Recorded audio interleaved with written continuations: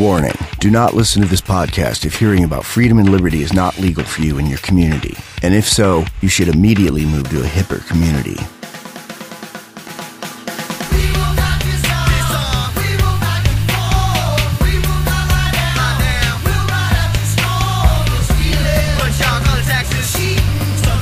Welcome to the Freedom Fiends Podcast, a weekly web lab where Michael W. Dean and Neema Vedadi cover the punk rockinist, hip-hopinist current events, as well as timeless universal truths about life, liberty, and the pursuit of happiness, because there's no such thing as half-free. The Freedom Fiends Podcast, available from freedomfiends.com. That's freedomfeens.com. Freedom Fiends! Good afternoon there, Neema Vedadi. This is Michael Dean. How you doing? Doing good, Michael Dean. How you be? I'm good. Did you go Rapture looting? I wish I did. Nobody was raptured. I was hoping I'd get, some cars, maybe a few guns, but unfortunately, nobody left this earth. Well, I live in such a Christian place that I would have been rich, man. Yeah. And it's not really stealing if someone's gone up to heaven, unless they leave it to their relatives, but hopefully, if they're good Christians, they would have saved their relatives, too. Well, weren't there, some businesses that did, we'll be the stewards of your property after you leave. We'll make sure your cats get fed and your dogs get fed, and we'll make sure everybody gets the appropriate items. Because you can't take it with you, even in Rapture theory, right? I know. I think that was just... that was just scamming the old people. A scam or joke. I'm not sure which, but... I bet some people made some money off of it, though. I mean, hey, there's nothing wrong with being an entrepreneur, right? Yeah, but, most Christians don't believe in the rapture, and even the ones that do, most of them didn't believe this guy. This guy was just a nut. Right. But he did have his loyal followers. I remember in our newsroom, we got 5 emails in, a few hours about this guy. He just kept hitting. They were so excited about Family Talk Radio or whatever podcast or whatever he did. They were obsessed with the guy. Damn podcasts. They drank the Kool-Aid. It happens, Yeah. Well, not nearly as many people drink that Kool-Aid as are drinking the environmental Kool-Aid. We were talking about that offline before. Right. Well, I guess we came to it because, We were talking about Muslims. Yeah, everybody's so scared there's going to be this big caliphate and there's going to be Sharia law in America when really demographically it's so unlikely to the point of almost impossibility. And I said, well, anytime there's a group that strongly believes they have the way, there are those among them who want to spread it, sometimes by any means necessary. I mean, there's a Republican caliphate in this country. There's a Democrat caliphate in this country. Very true. Yeah. In a bad way. I guess the point was, there's I haven't seen Muslims taking away my freedom through government, whereas on an environmental level, I'm not going to be able to buy the right light bulbs in a few months. Well, there's a government caliphate. Yeah, exactly. It is a caliphate. I was thinking about the light bulb thing, and I was thinking about how it's done wrong, and I was thinking about how you could do that right. An example of an old technology that's obsolete being replaced, happening organically, a really good example of that is digital cameras. Digital cameras have been around for 10 or 15 years. They were crap when they started, and they've consistently gotten better. And I read this article the other day that actually they're pretty much going to be phasing out film to the point where photographic film is going to be a luxury and very expensive, and very few people are going to use it. And that's just because the technology of digital cameras have gotten better and better and better. Right. Well, I mean, I thought we were already there. I never see film anywhere. I never see people with rolls of film, those little canisters, if you remember them. I never see that anymore. The thing about light bulbs is I don't think there was ever, even now, any market signals that we were done using them. I mean, yeah, they're old technology, but people still want to use them. So for there to be a government mandate and try to up the ante or whatever they're doing is just kind of silly. I mean, some things, if it ain't broke, why fix it? Yeah.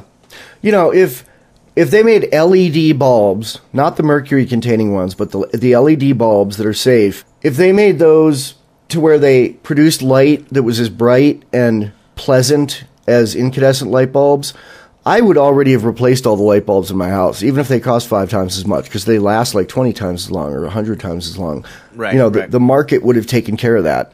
Right. Just like with digital cameras. I went through the whole, in high school, I took pictures on film and developed them in a darkroom in a class. That was part of my art class. Right. Yeah, I mean, things change so fast, and they change when they're ready, if you just let them. I was telling my wife the other day, we bought an old car for her. It's got a tape deck in it. So she got all these tapes for her birthday from her mom, and I was just looking at it. It's about the size of an iPod. And I'm just thinking, 20 years ago, when everybody used cassettes, how many people looked at that tape case and thought, in 20 years, we'll be able to fit 1 million songs on something this size. And it won't ever go bad. The tape won't get burnt in the sun. It'll just be perfect. And I can change those songs at my pleasure. That's another analog thing that I lived through a bunch of. It's like when I was a kid, I actually had a reel-to-reel tape recorder, and then they came out with 8-track tapes, and I had 8-track tapes. You ever seen an 8-track tape? I've seen one, at secondhand stores and junk shops. They're like 5 times the size of a cassette tape, and they don't sound as good. And they're mono, right? They're not even stereo? No, they're 4 tracks of stereo, and the tracks, really what it is, the thing is a big loop, and you can click through 1, 2, 3, 4, like the beginning, middle of like the record or of what would be on a CD. Like on a 45-minute program, the first click takes you like 10 minutes in, the next one takes you like 20 minutes in, the next one takes you 30 minutes in, and the next one takes you 38 or 40 minutes in. There's like set commercial breaks, kind of. Not really, but that length of time, yeah. Right. A hard break. Yeah. And it was a vast improvement on reel-to-reel. Yeah, I can imagine. You couldn't really have a reel-to-reel in a car. Right. And that was probably the motivation behind it, was we need a way for people to listen to recorded music in their car. Somebody saw that need and thought, hey, I could make some money at this, and that's how it came. The government didn't have to mandate, people must listen to music in their car. It's a social need. To have social justice, you have to be able to bump in your ride. No, that didn't happen. Somebody thought, I can make some money if I can make people bump in their ride. Yep. So we got a letter from a viewer, from an audio viewer in Germany. A guy named Harold wrote us and has a question he'd like us to answer. The Germans? All right, go for it. He says, I'm not going to do the German accent. He said, hi, Michael, can you please talk a bit about drugs and if or how they changed your perception of liberty, authority, or life in general? If they helped you with creativity, why you abandoned them, and if you think intelligent, responsible use is possible. Perhaps in your upcoming podcast or in private if you prefer. I would be particularly interested in psychedelics. I realize it's a sensitive field, so thank you for any insight you have to offer. By the way, I found you when I was in the market for a new field recorder and have followed your musings ever since. Because I did a review of the Zoom H2. That's how he found me years ago. Nice. You're such a creative person and have been a great inspiration to me. Thank you. Your friend from Germany, Harold. That was a very nice letter, wasn't it? Yep. All right, good deal. So are you gonna address that first? Should we tag team that? Yeah, we'll tag team that. I'll start with, I haven't done drugs since 1994. I've been sober. I'm not going to go into great detail in my past because it's kind of getting to the point where, like, if they think you've done any drugs, they can take more rights away from you. But I'll say this, I was in a rock band that had a song called Health, Food, and Heroin, and we had a record called Hits of Acid. Here's what I'll say. I don't know that psychedelics, really cleanse the doors for perception for me so much. I think the thing about liberty really is, I used to smoke pot when I was a teenager a lot, and basically you've got everybody and the law telling you it's wrong, and it's not wrong. And that kind of makes you doubt authority. That's what I'll say about it. I will second that completely. And I even draw a parallel. A lot of my family from my Iranian side of the family, they're not Muslim. They're not religious at all. And I think a lot of that is when they were in Iran, they were taught that if you're not religious, if you're not devout, if you follow the American materialistic way, then that's evil and it's wrong and your life will be horrible. And then they all came to America, they're all immigrants, and they realized that was all bullshit. I think drugs are a lot the same way, especially marijuana when you're young. When you smoke it and you don't go crazy and kill people and murder your neighbors and you just feel good and relaxed. Plus, you stop giving a shit about silly shit when you're high. So I think pot is a very good way, not a very good way, but I can see how it would help you to understand the silliness of the state. Yep. And I think intelligent, responsible use is possible. Definitely of marijuana. Probably of all drugs. I mean, it gets a little dicier with heroin and cocaine. I really haven't met any recreational heroin users, and the ones I've met who think that they are recreational are on their way to being addicted. People can become addicted to a physically addictive substance not doing it every day. They can do it every 4 days for a number of months and end up sick if they don't do it. But I would say Yeah, I think it's possible. I mean, I've seen abuse of all drugs. I've seen abuse of LSD.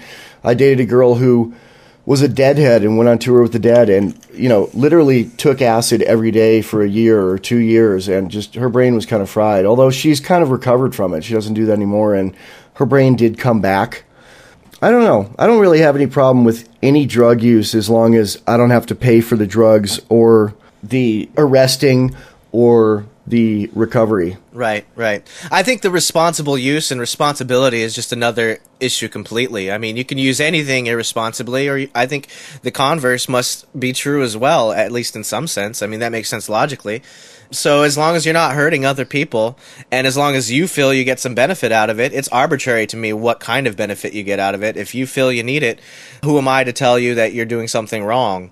And I think that's another thing as far as liberty advancement when you think about drugs, is I think a lot of the drug culture maybe should have or does have a live and let live kind of sense. Although we've run into people who think marijuana should be legal, but other drugs, harder drugs, should be even more illegal. Right. And that's an unfortunate consequence of, I think, the two-party system, because a lot of them, that's sort of the bone they throw to the hardcore square people is, it's just pot. I want my pot. You can have your drug war. Just go after the bad people. Go after people who aren't me.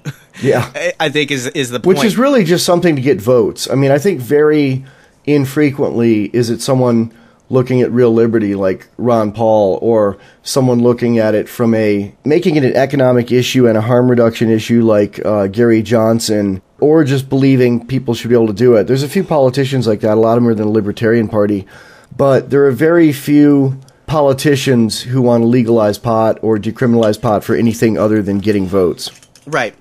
That's just another way to divide the public and have single-issue voters give their vote to you, which I think is the complete problem with the system of government we have and most people have, democracy or whatever you want to call our current system, is it's all about pandering to certain groups to get elected. It's all about giving out favors. It's too political. Government is too political. Government steals your rights, and then politicians give you back a sliver of your rights in exchange for your vote. Right. Well, I think Mencken said every election is an advance auction for stolen goods. That's brilliant. Yeah, isn't it? So I'm going to read this letter, and then we'll segue into my school stuff, because this is the School Sucks episode of this podcast. This is a letter from my school from, what year is this?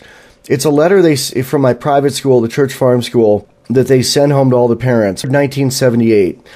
Dear parents, for all intents and purposes, from the first day of school's opening in September of 1977, the possession and use of marijuana has been a real problem for us here at the Church Farm School. The administration of the school has talked to individual boys on the subject. On many occasions, we've talked to the whole student body. The library is filled with information. Speakers have brought in from the legal and medical professions. In spite of anything we have done, it is still a game to smoke marijuana. Many boys feel that the use of marijuana is less harmful than the smoking of cigarettes.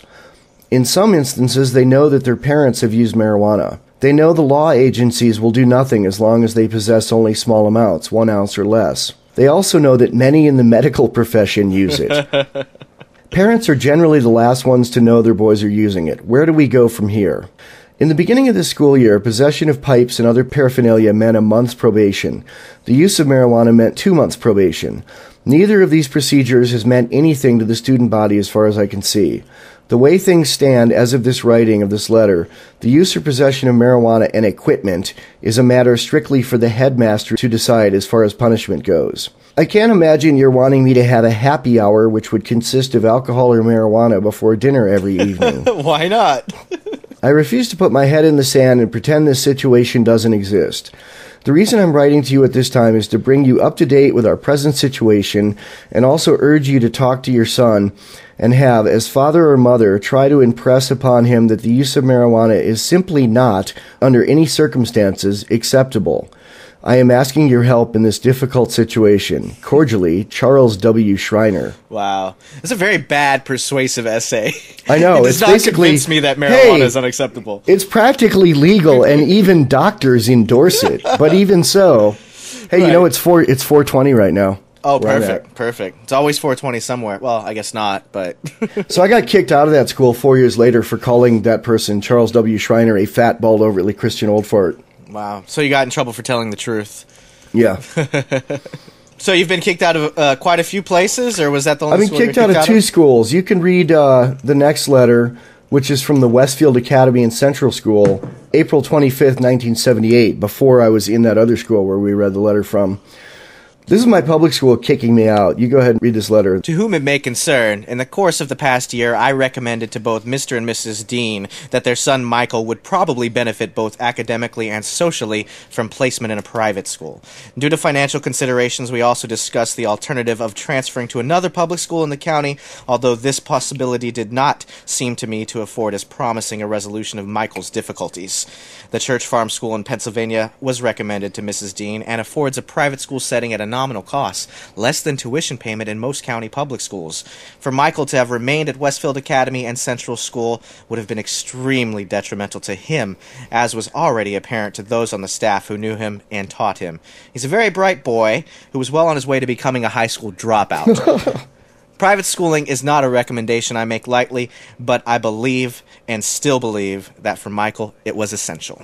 Sincerely, Wilma Krause, school psychologist. So is like the vibe that she's saying that's a bad thing to go to private school? Like she's hating on you. No, she's saying we want to pass the buck. I mean, let's go through this point by point. First of all, they talk about trying to send me to another public school in the county. Right. Like, that's nothing but washing their hands. Right. They just want you anywhere but there.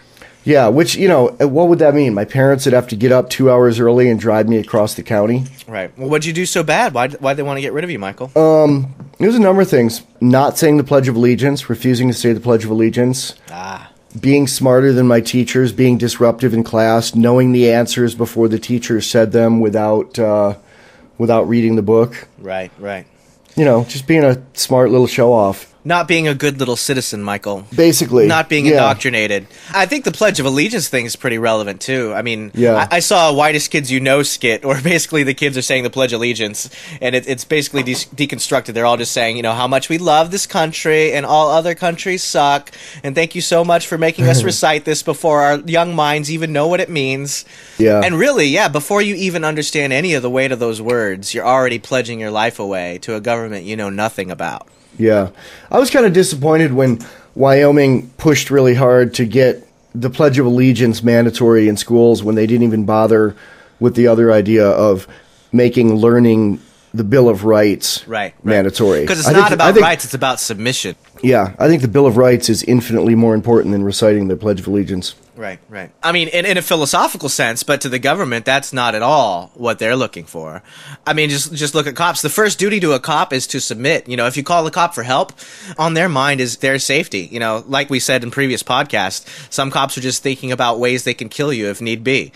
That's their main concern. It's not helping you. And you have to submit. And before they do anything to help, they're going to make sure you submit to their authority first. Well, they'll charge you with resisting arrest, and sometimes they'll drop the original charges, and you only get charged with resisting arrest. And of course, these days, with our loving worship of this group we call the police force, which sometimes just acts like an occupying military army of the feds, you know, the standing army the Founding Fathers warned about. You know, if you don't submit, then the jury is going to think, oh, this is a bad man. Why was he not, you know, following the law? We all follow the law. We all submit to the authority. That's what we have to do for society to exist. That's what we have to do for there to be order. We all buy this.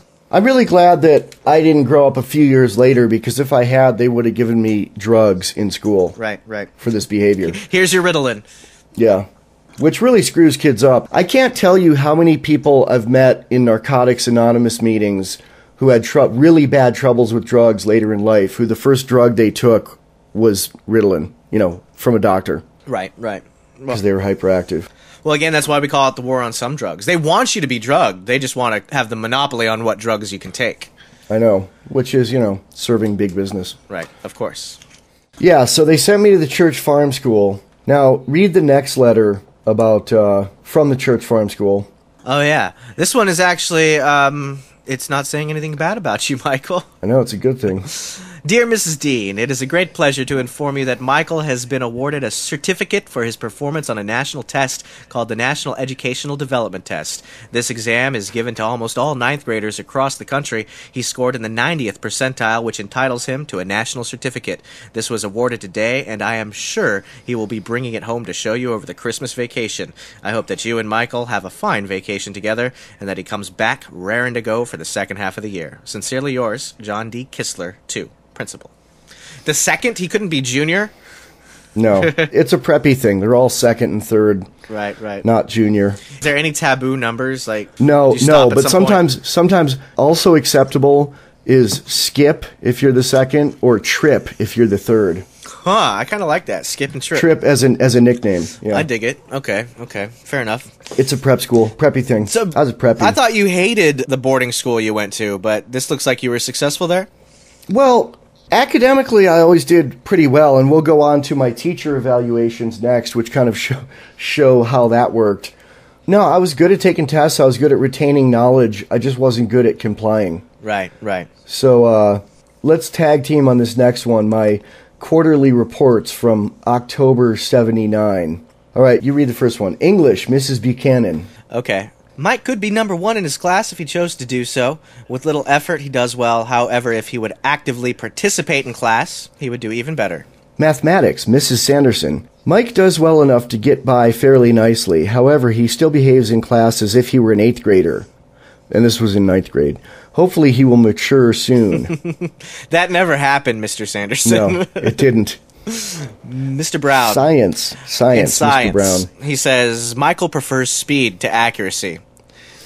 History, Mr. Dobles. Michael has begun slowly, but I am confident that he will soon begin to pick up speed.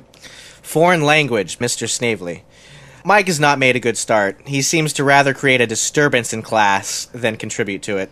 There is much room for improvement. Wow, what foreign language did you take? Espanol. Espanol, sí. I was kind of like Beavis in Spanish class. Where you're like, so sleepy, call back later. I am Cornholio. And then, this is interesting, like, in the classes, there's all these kind of like negative, he could be better ones, but in the cottage, which is the dorm, it's usually good. Advisors, Mr. Shaw and Mr. Snavely. In spite of changing house parents in the cottage, Mike seems to have helped his cottage mates keep on track. We hope he will have a good year and are looking forward to working with him. So, I did well with people when I wasn't in a classroom forced setting. Okay. You know, and then they're forcing me into a classroom and I'm not doing well, even though I'm smarter than everybody else, and they're saying that. I really like this one from the next one. It says, Science, Mr. Brown. Mike can handle all the assignments with little trouble. He sometimes needs some urging to put forth that little trouble. Do you think this is a good instance of how it's not as beneficial, especially for smart kids or for any kids, to learn at somebody else's pace? I mean, why take 30 kids and have them all do the same thing and learn at the same pace? Definitely. I mean, it also leads to bullying, you know, right. They're like having presidential advisors on what to do about the bullying problem nationwide, which is apparently getting worse now that people can film it and put it on the internet. And just, I think society's gotten a little meaner in general. Right. Well, the state's gotten more violent, so kids grow up thinking violence is the way to solve problems. There you go. Yeah, it's like, you know, when there's SWAT teams busting and shooting people for smoking a joint and killing them, what's it to punch your classmate in the nose? Right. You know, you're just imitating with the tools you have. Exactly. Really, I think one of the biggest problems of bullying is throwing kids in together who should not be together. Right. And the statists say, no, you need to throw those kids in together so they learn how to handle anything life throws at them. But I just don't buy that. Yeah, what they mean when they say that is they want everybody to be a collective. They want everybody to have more importance placed on the collective. They have to learn how to cope with society, not do what they want to do themselves. Have you ever heard of Khan Academy? No. It's a website. This guy, you know, he started out doing YouTube videos when he was tutoring his cousins, you know, that were in another state. And it's grown into this thing where you just learn, you can learn anything you learn at school, all the way up to like college level calculus and advanced things like that. And it's all done at your own pace. In fact, public schools have started using it, but it kind of highlights the fact that with the technology we have now, where you can, on a YouTube video, you can watch the video at your own pace. If you don't understand something, you just click back to 1.30 or whatever the minutes were at, instead of, raising your hand. You're not going to be able to ask the teacher to go over it again. He's got to keep going. He's got to stay on the one pace because he's got 30 kids in front of him. If you're studying at your own pace, I think you do it a lot better. Oh, I'm looking at it. It's Khan spelled Khan. Right, yeah. All right, I'm going to link that. Yeah, totally link it. And I think that just highlights the fact that the old model doesn't work as well as what could be workable with technology. And the reason why people aren't embracing it as they should, I think, is because we have this whole social structure set up around the school. It's someplace to get the kids out of adults' hair for 8 hours a day. And it's someplace for parents to get the free daycare so they don't have to watch their kids and they can go to work. And a lot of it is just providing jobs for teachers. I really think it is. Jobs for lots of people. One of the things we cover, at the news station whenever there's state budget things is who's being laid off at schools. Who's going to lose their job. Yep. I posted on Facebook one morning some really scathing but sensible hit on public schools, just saying something really bad about them. I don't remember what it was. And this Facebook friend of mine, who was a friend in real life, I haven't seen her in about 20 years, but someone I used to know in San Francisco, who I didn't even know was a school teacher, jumped on there. This was like 6:30 in the morning one morning, or 6 a.m., and she jumped on and started yelling at me for bashing public schools. And then like 3 of my libertarian friends jumped in and body piled her, and she just got... we didn't really body pile her. We just laid the truth on in a kind of non-confrontational way, because she was being really confrontational. It was kind of a microcosm of like unions and the entrenched public school system to me. She was like, regardless of everything that's wrong that you say is wrong, basically saying the world would fall apart without us public school teachers. Well, see, the problem is it's systemic, and people take it so personally because they've built their lives around this system. That's their source of income, or that's their source of moral superiority. Everything in their life stems from that when they make it their life. And so when you pull that carpet out from under them, they're going to fight to pull it back. And I think that's what happens with the military, too. People don't want to hear that their kids died in an illegitimate war. They don't want to think about that. They just want to think the easy route to go, instead of actually thinking critically about something, is to just go with the flow. Well, there's really no way to... There's no way to be a hero in America. There are, but it's very hard to be a hero in America, whereas if you join the military and die, you're automatically a hero. Right. And, I'm kind of on the fence about that. I'm not going to decry someone. I'm not going to jump in some widow or mother's face and say, your kid died in illegitimate war. But I try to look at it a little compassionately, but also just like there's something vastly wrong with that system. I don't think that America's fought a righteous war since probably the War of 1812. Right. Well, I think, to me, the way you go about it is we're decrying the system. We're not trying to attack people. Yeah. A lot of people get fooled, and a lot of people get brainwashed, and they don't know what's really going on, or they don't pay attention to it. The system is really what we need to be attacking. As long as there's a system where people can make scores of money by killing people on the other side of the world, then that's going to be what's happening. And all you have to do to make it stop is to wake people up and make them realize that there doesn't need to be some reforms. There doesn't need to be changes. You just need to bring the whole system down and stop trying to use violence to solve problems. My sister's a teacher. Your mother's a teacher, right? My mom was a teacher. It got too much for her to handle. She quit. They had so many different bureaucratic ways of making her feel like she wasn't able to do her job and teach the kids that she just got fed up and left. She wasn't allowed to teach them real math anymore, I think was the straw that finally broke the camel's back. Oh, is that new math crap? It's something like that. It was with blocks. The kids couldn't do problems. They had to discover math concepts themselves with guidance from the teacher. Because some board decided that's the way that people should learn. Right. That all people should learn. And that's the thing, is we're not trying to say there should be one system or another system, but if a system works, people are going to pay for it. They're going to give up their hard-earned dollars to pay for it, unless it's provided for free, like Khan Academy. And then the best, not even the best, but the best suited for the customer. There doesn't have to be one flavor of mustard. There can be 40 flavors of mustard. Yeah. And I don't know why my sister really stopped doing it. I know that she doesn't teach in a classroom now. She's involved in academia. She works writing reports on how people should learn, but among other things. But she's part of the expertocracy. Yeah, she actually got laid off from that recently, though, too. going back to bullying, I had a bullying experience at private school that it put me in the hospital. I mean, it was devastating. And I did go to a private school, and I'm in favor of private schools over public schools, but it was almost as if I went to public school because, first of all, I had to go to a school. I went to private school instead of public school. I couldn't not go to school and just sit home and learn in the library like I wanted to. Right. And was that some type of state law or statute? Would you have gotten caught by the truancy cops and thrown into a cage if you didn't go to the cage willingly? You have to go to a school. Right. And the private school I went to was the same model as my public school. It was just smaller classrooms and better teachers, but even so, they couldn't handle my intensity, man. But 2 weeks after I got there, when I was 14, a bunch of kids decided to give me an initiation, and they punched me a bit, bloodied my nose, and hung me on this hook on the wall, on a coat hook by my underwear, gave me a wedgie. And then they it sounds funny, and looking back, it kind of is, but they poured scalding water from the tap down the back of my pants, and it was like, we used to soft boil eggs in the water, in the tap there. It was really hot. And it gave me, second-degree burns on my ass, and I was in the hospital for a week, and 2 kids got kicked out of school for it. Yikes. The kids' names were Jim Skiles and Patrick Donahue, if anyone wants to look them up. Oh, you're going to straight up out the kids? Yeah, why not, man? All right, fair enough. Yeah, they did some effed up S. It's not slander. It's true. Right. They did it. And one of them, Patrick Donahue, they let him come back the next year because he was so good in sports, the school needed him, which was like, so then I had to spend 3 years like taking classes daily with this kid that had put me in the hospital.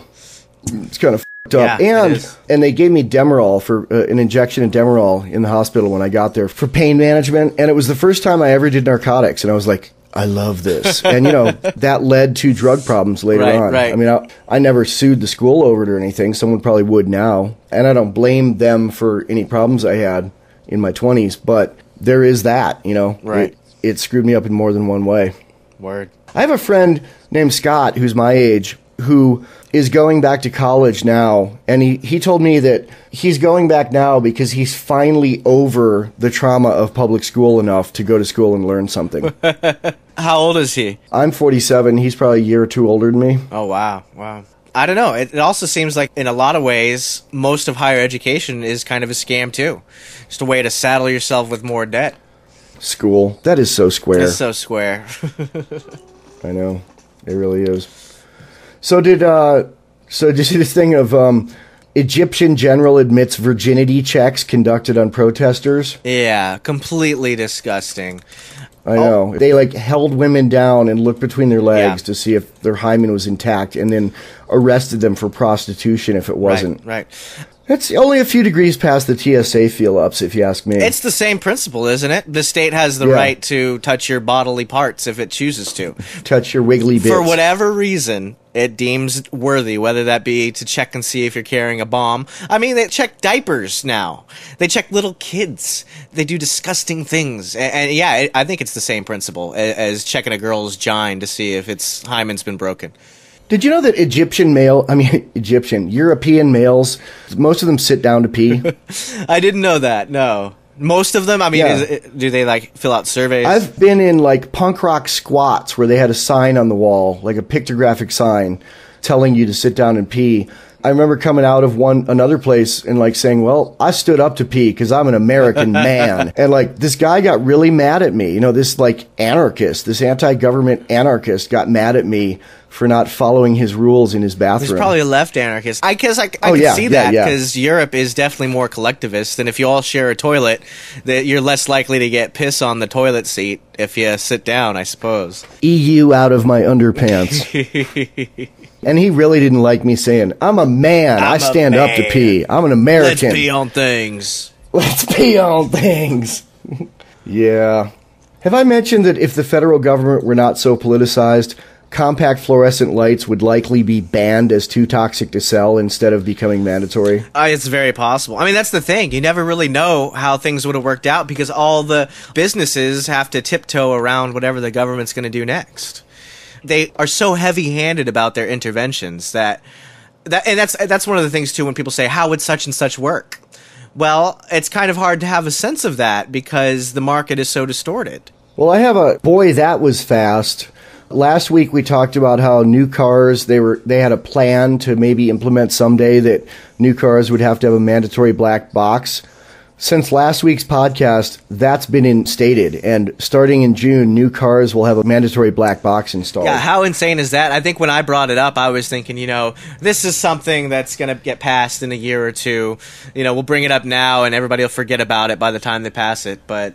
Bam! Next month, huh? Yep. And different cop shops around the state have already been, they have readers now where they can read your smartphone and things like that and get data from the GPS and that or texts. This just makes it easier for them. And of course, the concern is if there's this black box always collecting data, who's to say if the counties and the states and the cities are going to start A, taxing you for your driving, and B, collecting revenue in other ways by saying, oh, you're speeding, because it also collects seatbelt data. The click on a ticket is so much easier for them now if they use these things.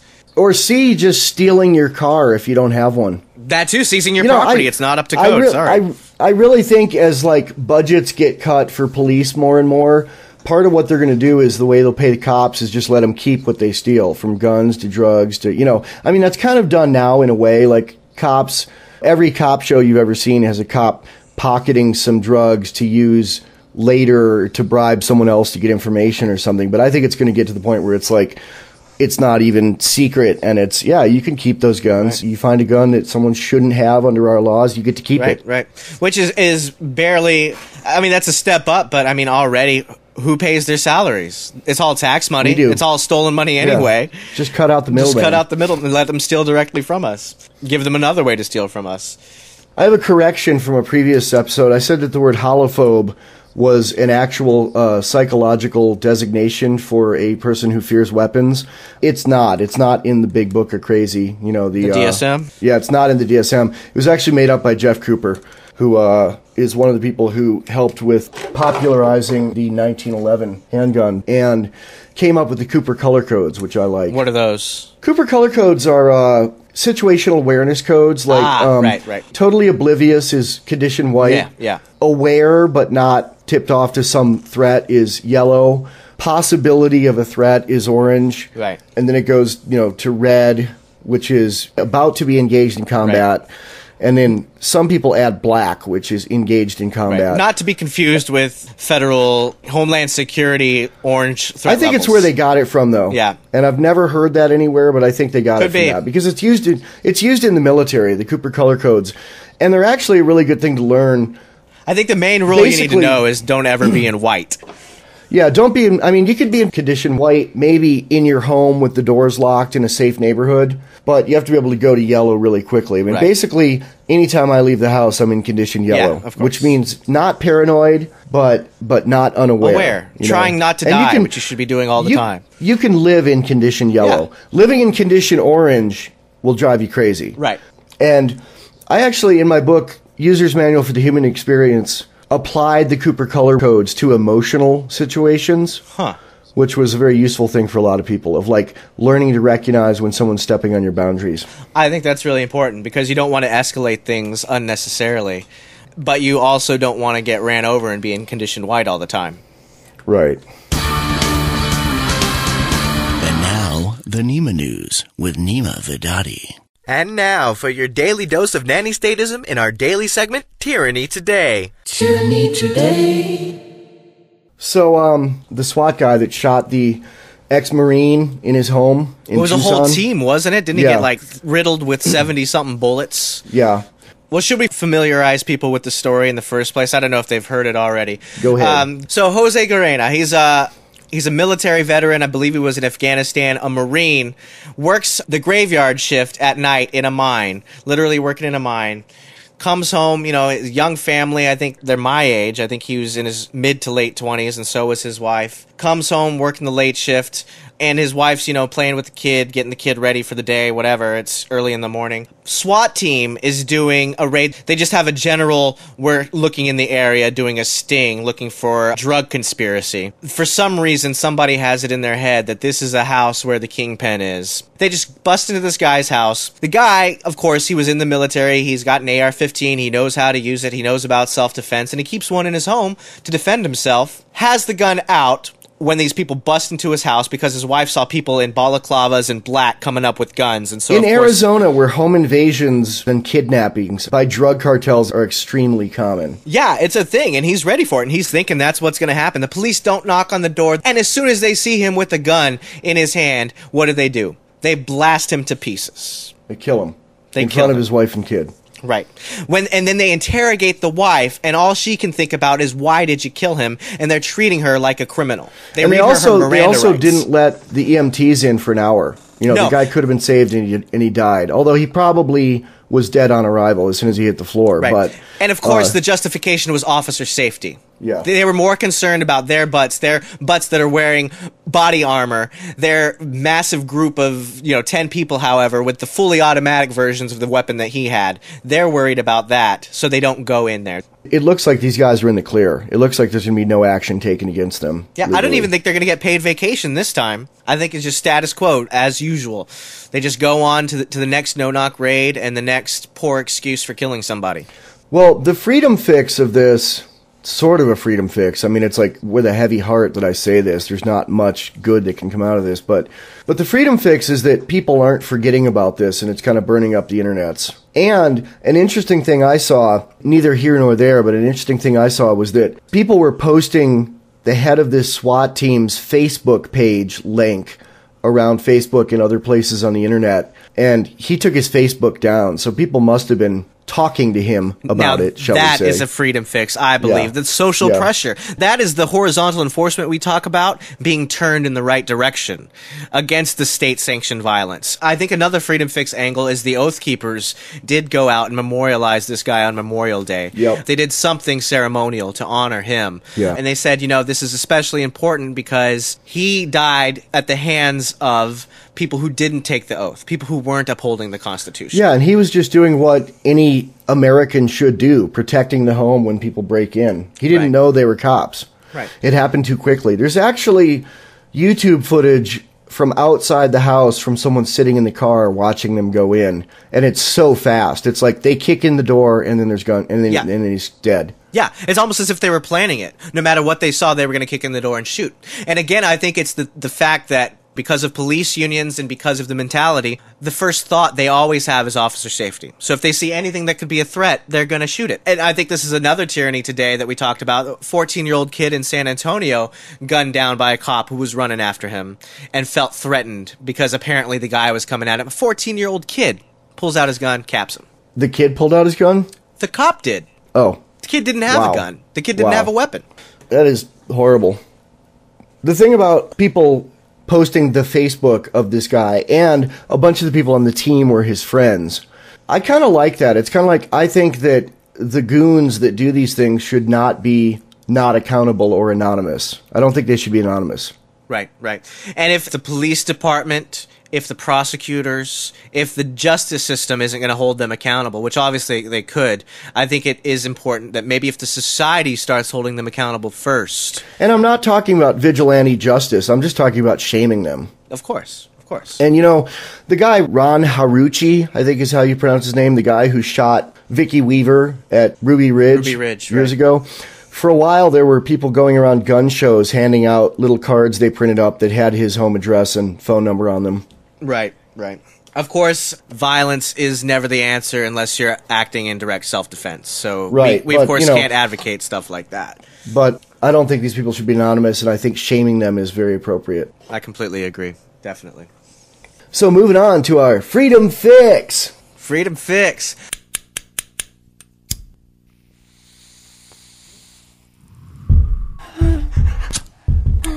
Freedom Fix.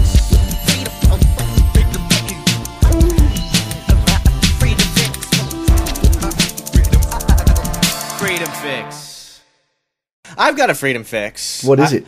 Have you guys seen this thing on the Jefferson Memorial? They were dancing on the Jefferson Memorial. Part of it was organized by Adam Kokesh, who's a war on terror veteran who now is very anti-war, very I saw him for the first time today. I really liked his stuff. I'll link it. He's got a great show. It's on Russia TV or RT, Russia Today, I guess it's called Adam versus the Man. And so there's... It's too bad. You know what's weird? It's really weird to me that, like, the Russian propaganda media has become more honest than the American propaganda media. Because I grew up with, like, you know, they talked about Pravda. Pravda actually has some realistic things in it now, too. Yeah. Some things that aren't covered in mainstream American media. And it's when I was a kid, I was taught in school about Pravda, in grade school, like, how horrible it is. It's this evil propaganda arm of the Russians, and it's all false. Which it really was at the time. Yeah. The thing is, we've become that. We've ended up doing it better because the American mainstream has people fooled that they're still free. Yep. But anyway, the courts decided that you can't dance at the Jefferson Memorial because it's like a shrine or a temple. Is one judge's exact wording, which of course begs the question, who are you to decide how we express ourselves religiously? I mean, that's a First Amendment thing, isn't it? You don't get to decide how people express themselves religiously or otherwise. So Adam, being the anti-authoritarian troublemaker he is, just like me and you, Michael, decides to bring a bunch of people out there and they're going to dance. It was almost like he was doing the robot. I don't know if they were park rangers or some type of federal, goons, recreational goons came out and body slammed these people, threw them to the ground. That is so square. So square, man. For doing nothing but dancing. And of course, celebrating the spirit of Jefferson, which is freedom, and not having... I think Jefferson would roll in his grave if he realized he had this shrine that people were getting body slammed in because they were expressing themselves. Speaking of the spirit of Jefferson, Ron Paul is backing an industrial hemp farming bill. Which is amazing, too. But I want to get to the fix part of this story, is that even though Adam was body slammed, even though other people were body slammed, the freedom fix part is they're taking it up a notch. They're saying to the government, you're about to get served, biatch. They're doing another dance-off this Saturday. They're saying he basically challenged the cops. Instead of being violent, instead of body slamming me, how about we do a dance-off? You've been served. You just been served. So I think that's great. I think it's great that there's civil disobedience, and I think it's perfect to realize that this is how stifling the state is you can't even dance at the shrine to somebody whose whole point of view was about freedom. The guy who wrote the Declaration of Independence. So square. So square. But we're doing it anyway. People are going to do it. Maybe this will be it. Maybe this is the start of the civil disobedience. You know what we never mentioned when we were talking about the last poets was how they got their name? How'd they get their name? It's from a poem by some African poet about how this is the last generation where poets will be relevant, and then after that it'll be guns. Did you just cock your gun, or are you popping a beer? Yeah, that was my gun. I'm out of beer. You're out of beer, so you're popping your gun. I'm an angry man. At least you're not an angry, white, middle-aged male. Right. That's a bad thing to be in this society. Well, I'm an angry 20-something Middle Easterner, so... Well, that's not much better to be. No, I think it's probably worse. Yes, a 27-year-old Middle Eastern guy with a beard. Right. All right. It's the beard that does it. So, this is an odd freedom fix, but I think I want to close with talking about TV shows we love. Yeah, another freedom fix. This is a freedom fix-filled segment, Michael. Yeah, because, TV mostly sucks, but some of it's great. And there's been a few things I've been watching lately that I really like. One of them is Parks and Recreation, which people in the know call P-Rex. Beautiful show. We encourage it for everybody. It is, and it's got a libertarian character. I watched all 46 episodes in a row in 2 days. That's hardcore, Michael. I tend to do that. I see things I like, and I don't find out about them till they've been out a while, because I don't watch a lot of TV, and then I watch them on Netflix or download them or whatever. Yeah. And I just barreled through them and loved them, and I was sad when they were over. I was like wandering around the house wanting more. Well, go ahead and explain Ron Swanson to people. He's definitely the best character on the show. He's a admitted libertarian. He's actually kind of a minarchist incrementalist who works in government and doesn't believe in government. He's in charge of the Parks and Recreation Department in this small town. And part of the way he sticks it to people is he just does his job badly. He does his job badly, and he gets an assistant who's this totally slacker, sullen teenage girl. She starts as an intern, and he ends up hiring her because she's so good at blowing people off, he never has to take any meetings with her as his assistant. She likes to hang up on people. And she likes to book them for meetings on days that don't exist. Yeah. And she's pretty cute, too. She's cute, too. And she actually, for her 18th birthday, or I think it's her 19th birthday, he gets her a handgun. And she's all shocked. And he's like, yeah, it's a Sig Sauer. It's a .22 caliber. They make it in their country for their pussy police department. and he offers to teach her how to use it. And on his desk, his office is great. He has a bunch of little American flags with a "Don't Tread on Me" flag nested in with him. He's got a Claymore anti-personnel mine sitting on his desk. On one side of a Claymore, it says "This side towards enemy," and he has that side pointing towards the chair where people sit when they come in to ask him for things, for government money. And he's also got a sculpture made out of a sawed-off shotgun that was taken from a bootlegger, and he's got that pointing also at the chair where people have to sit. Right, and he says they actually used it, the bootlegger, on the government, probably. Right. And he has a really interesting, what a lot of people think is a metal abstract sculpture sitting in his corner, but it's actually a piece of military gear. It's called a Czech Hedgehog. It's this, I'll actually link the Czech Hedgehog, because it kind of looks like a playing jack, like, when kids play jacks. It's a big metal thing with a lot of points on it. It's about 4 feet high, and it was used as an anti-tank device. Ah, okay. In World War II. Are those the things you see on the beach in the movies about D-Day and stuff? Yes. Okay. Yes. Yeah. He has one of those in the corner. And in one episode, these two wonks from the governor's office come in to slash the budgets, and everybody's really worried because they all like spending money on things, and he's just elated. It's like Christmas for a libertarian. And the thing I really like about this show, and he's not even the main character, he's kind of a secondary character, but he's most people's favorite character. Definitely. It's Amy Poehler's character is the "I love government, I want to change things, I've wanted to get into government since I was 9" kind of character. Right. And Madeleine Albright's one of her heroes, and yes. Hillary Clinton as well. Well, and it's weird because a lot of her heroes are Democrat and Republican. They're just women politicians. They're all statists. Yeah, women statists are her heroes. And government is kind of symbolized by a big pit in the ground in this show. Right, at the beginning. That's the problem, is they have a park that's just a hole in the ground.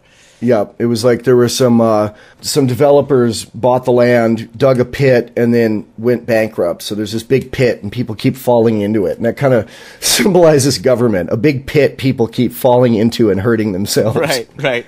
Well, I had been watching the show since it started. I love the show. And how I got you turned on to it, Michael, was I was telling you the story where Ron Swanson's in the office. A little girl comes through, she's there for a field trip or whatever.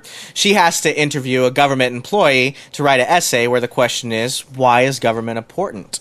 And she writes, "It's not," after talking to Ron Swanson. Right. And her mother comes in and yells at Ron Swanson. And then he sees the girl later, and he has her sign the paper because he wants to frame it and put it on his wall because he feels he made a difference. Right. And he actually gave her the Claymore landmine as a gift at the end of their encounter. He says, "Use this to protect your property." And there's this, one of my favorite things in it is when he's teaching 11-year-olds basketball. He's coaching a basketball team for the city, and he has this thing called the Swanson Pyramid of Greatness. Have you seen that one? Yeah, I have seen that one. It was a great pyramid. I'll link that. That's pretty damn good. Definitely do. But also, I liked how when he was explaining to the little girl what exactly government was, he takes her lunch. He eats half her lunch. Yeah, and she says, "That's not fair." And he says, "You're learning." Yep.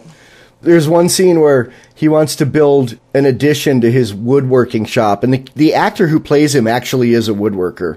Huh. He actually did a couple instructional DVDs on woodworking that aren't funny, but it totally seems like they're about to be funny. It kind of looks like he's got a Bob Vila feel to him, or an Al Borland feel, but way awesomer. Yeah, and there's one scene where he gets his buddy who's in charge of signing the permits. He just goes in his office and says, "Can you sign this permit for me to add an addition?" And he's like, "Well, I'll actually have to come inspect it." And he's like, "You don't need to do that." And he's like, "No, I do." And he goes there, and there's code violations everywhere. And he gives Ron Swanson the state code book, and it's 6 inches thick. And the next scene is after the guy leaves, Ron has his safety glasses on, and he's sawing the book in half on a bandsaw. Right. Beautiful. But there's also an Indian guy in there that kind of reminds me of you. You may hate that. I mean, he's totally not me, but I do enjoy seeing, some... He's young and hip, and he's goofy hip, and you're not goofy hip. You're really hip, but he kind of reminds... But, I just miss you so much. I look for you everywhere. I'm goofy. I think it's great to see characters like that. There's also Abed, who's a Middle Eastern character, and he's in Community. And when I was growing up, there was no characters like that on TV. If you're a Middle Eastern on TV, you're either the Iron Sheik on wrestling, or you were a terrorist. You were either the Iron Sheik or you were taking over the Olympics when I was a kid. taking over I don't remember that. That's before your time. Yeah. But yeah, that's our freedom fixes. Make sure you watch Parks and Rec. We got more, though. Have you seen Archer? I've seen like an episode. Do you love it? It was all right. I like the guy who does the voicing of Archer. I kind of like the feel, but I didn't really... I mean, I haven't watched the whole series or anything. I love it. Archer's kind of a cross between James Bond and Dale Gribble from King of the Hill. Right. But I don't know if there's much of a freedom fix in that. So let's move on to 30 Rock. Excellent show. Also highly recommended. Yeah, I mean, it's not necessarily libertarian, but it actually kind of makes fun of left-right dynamics a lot. Yeah. It's funny because it's like NBC, and it takes place at NBC. It's a behind-the-scenes, basically kind of based on Saturday Night Live. And NBC is owned by GE, and they constantly make fun of GE for their like military-industrial stance. Like the main character, who's a conservative who used to be on the Bush administration, proudly says at one point, GE, not poisoning rivers since 1977. And there's one where there's war on terror guys, goons. When they go to get in the subway, there's goons that search their backpacks. And then there's a later scene where that character goes to Cleveland on vacation, and some cops walk up to her, and she's like starting to open up her backpack, like, okay. And they're like, no, we just wanted to know if you wanted to pet a real police horse.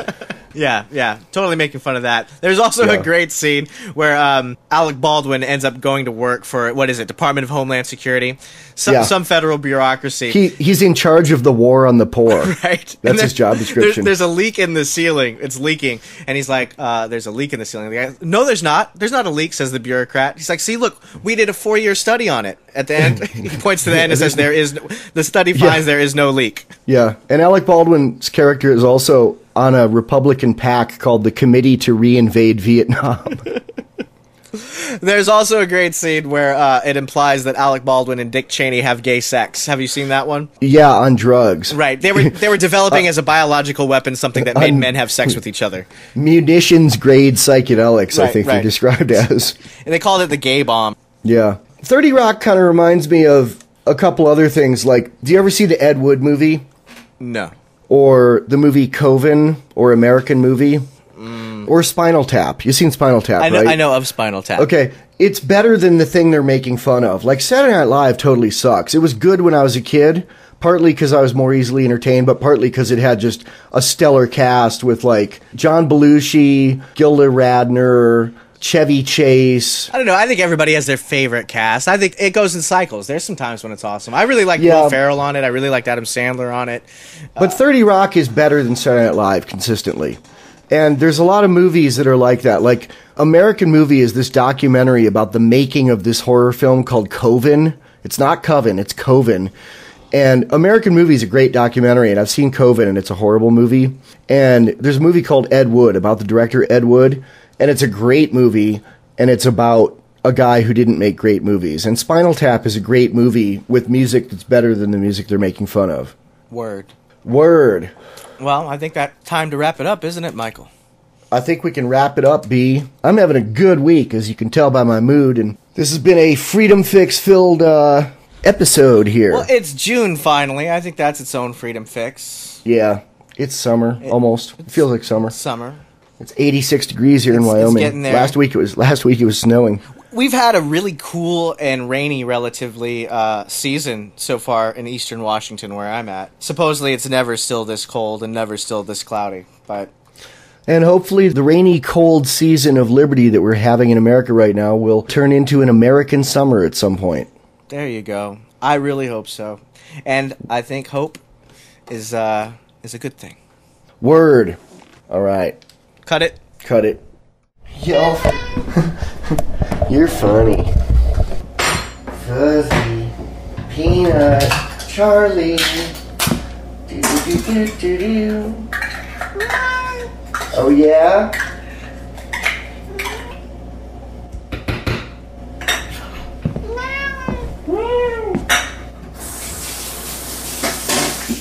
What? You impatient little beast.